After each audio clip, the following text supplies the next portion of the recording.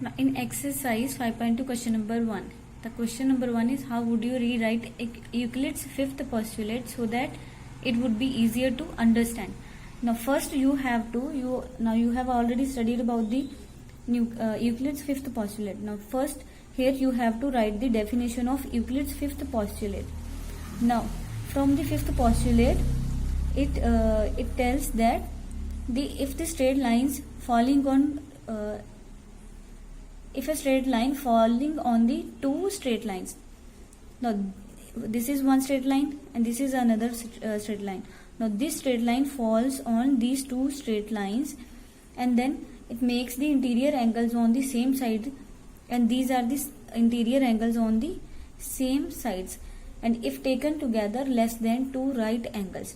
If the sum of these two angles is less than two right angles means less than 180, sum is both of these angles is less than 180, then these two straight lines, if produced infinitely, will meet on the side on which the sum of angles is less than two right angles.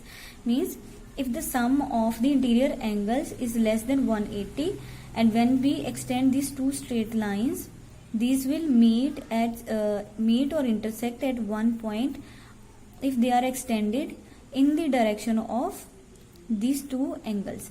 So when you extend these straight lines, these will definitely intersect at some point, and if the angles are 180, these in this case fifth postulate, the angles is less than 180 degree, but if the angles are 180 degree, then these both lines will have a perpendicular constant distance between them.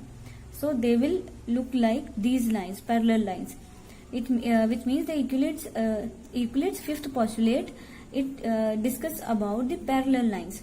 Now first you will study what are parallel lines. Parallel lines are those lines which do not intersect each other ever. Means if you keep on extending these lines, they will never meet or never intersect at any point, because they always have a perpendicular distance between them, same perpendicular distance which apart both the lines. Here line AB is parallel to line CD. Now here are 2 points that we will discuss in question number 1, that if X does not lie on a line, here this is a line A, and if this point X does not lie on which means it is not present on the line A, it is present somewhere here. So we can draw a line that pass through X and which will be parallel to line A. Now if we can draw a line which is parallel to A and it will pass through point X. Second point is there can be only one line. So there can be only one line which can pass through X and which is parallel to A. Now if we draw another line PQ, this is not parallel to A.